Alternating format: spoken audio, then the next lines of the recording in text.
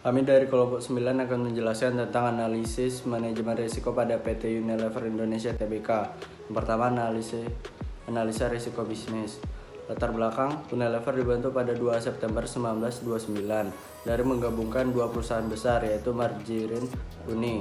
Unilever masuk ke Indonesia pertama kali pada tahun 1933 sebagai perusahaan multinasional yang terbesar di berbagai negara dan memiliki lebih dari 400 brand di seluruh dunia. Struktur organisasinya ada Dewan Komisaris, Direksi, Tim Manajemen Risiko, Tim Khusus atau individu, dan karyawan. Garis besar tahap-tahap pengelolaan risiko bisnis pada PT Unilever Indonesia yaitu identifikasi risiko utama, habis itu menetapkan kontrol utama, mengidentifikasi tim atau individu, dan menyediakan sarana. Kan nama saya Erin Lim dengan NPM 1941373. Ini saya akan membahas tentang analisa perhitungan risiko. Pertama adalah risiko operasional, yaitu berupa risiko bisnis. Nah, untuk EBIT PT Unilever ini untuk tahun 2019 hingga 2020 itu mengalami perubahan, yaitu penurunan sebanyak 6,18%. Nah, untuk penjualannya itu juga mengalami penurunan sebanyak 0,12%. Degree of operating leverage-nya juga mengalami perubahan, yaitu penurunan sebanyak 53,19 kali. Kedua adalah resiko finansial. Nah, untuk perubahan IPS ini mencapai penurunan 3,09% dan untuk EBIT-nya itu mengalami penurunan sebanyak 6,18%. Nah, untuk degree of financial leverage-nya itu juga mencapai 0,5. Yang ketiga adalah rasio likuiditas. Nah, cash ratio untuk PT Unilever ini mencapai 0,06, quick ratio mencapai 0,48, dan current ratio mencapai 0,66. Dan adalah resiko kredit, yaitu debt ratio untuk PT Unilever ini mencapai 0,76. 5 adalah resiko pasar. Nah, untuk resiko pasar untuk PT Unilever ini ada dua, yaitu resiko nilai tukar mata uang karena bisnis ini merupakan bisnis multinasional. Yang kedua adalah resiko suku bunga karena melakukan pinjaman. Selanjutnya saya akan menjelaskan mengenai strategi dan pengelolaan risiko pada PT Unilever Indonesia. Resiko dalam PT Unilever ini dipetakan menjadi 11 resiko utama. Yang pertama itu treasury, yang kedua pilihan brand, ketiga ada ekonomi eksternal, keempat hukum dan peraturan, kelima hubungan industri, kemudian ada karyawan dan talenta, sistem dan informasi, produk yang aman dan berkualitas, supply chain, manajemen portofolio, dan hubungan pelanggan. Dan cara Unilever dalam memitigasinya. Yang pertama itu treasury. Treasury ini mengenai resiko ketidakstabilan nilai tukar akan mata uang yang akan berefek pada ketidakmenentuan harga bahan baku. Nah, cara Unilever untuk memitigasi resiko ini yaitu Unilever melakukan kontrak valuta berjangka yang digunakan untuk menentukan batasan dari gejolak mata uang. Selain itu, Unilever juga melakukan lindung nilai. Yang kedua, itu ada pilihan brand. Nah, seiring waktu, perilaku konsumen juga ikut berubah, menciptakan produk yang berbeda, unik, serta inovatif. Itu sudah menjadi tuntutan bagi perseroan agar mampu memenuhi selera konsumen, keinginan, maupun kebutuhan konsumen. Cara Unilever untuk memitigasi risiko ini yaitu Unilever mempunyai tim research and development yang terus mengumpulkan informasi dari konsumen dan pembelanja serta mengikuti tren pasar agar memperoleh referensi untuk menciptakan brand dengan produk-produk yang memenuhi kepuasan pelanggan, memenuhi kebutuhan konsumen di masa yang akan datang. Yang ketiga itu ada resiko ekonomi eksternal.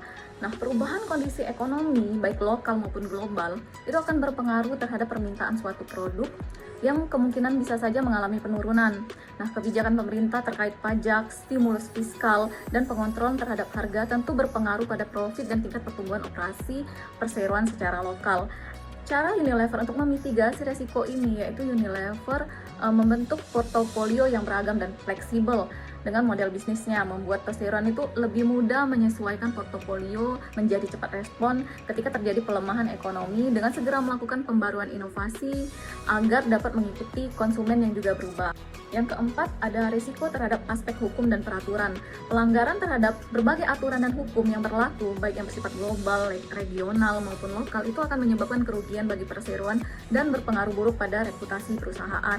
Cara Unilever dalam memitigasi risiko ini yaitu perseroan memiliki staf ahli di bidang hukum dan regulasi yang melakukan pemantauan dan peninjauan serta terlibat penuh untuk menjamin bahwa peraturan itu dijalankan sesuai dengan hukum yang berlaku. Yang kelima, ada hubungan industri. Kebijakan mengenai ketenagakerjaan itu terus mengalami perubahan dari waktu ke waktu, sehingga perseroan wajib memelihara hubungan yang baik dengan karyawan dan serikat pekerja perseroan. Nah, langkah Unilever untuk memitigasi resiko ini yaitu pemantauan terhadap peraturan ketenagakerjaan yang terus dilakukan secara berkala.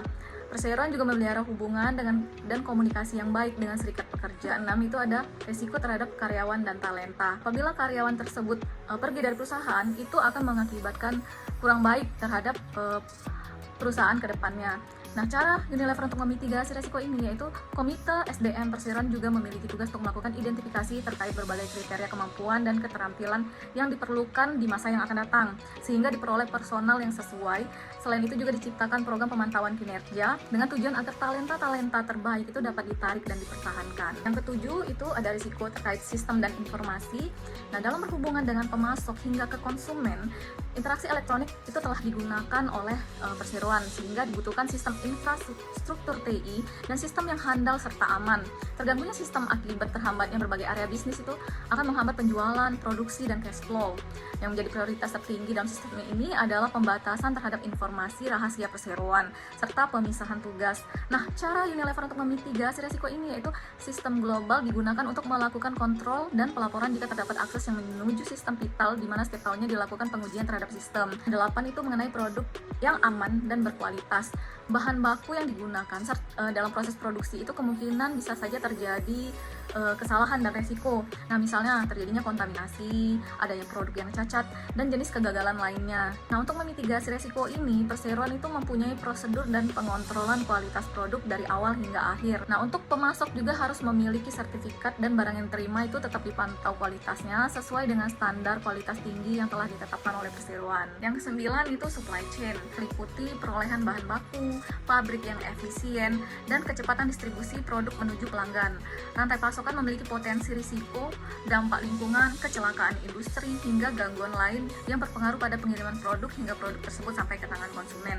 Untuk memitigasi risiko ini, perseroan melakukan perancangan mitigasi dengan pengamanan alternatif pasokan bahan utama dengan menggunakan bahan substitusi sehingga itu fleksibel. Nah, perseroan juga menerapkan kebijakan terkait keselamatan karyawan dan juga keamanan produk. Yang ke-10 itu manajemen portofolio.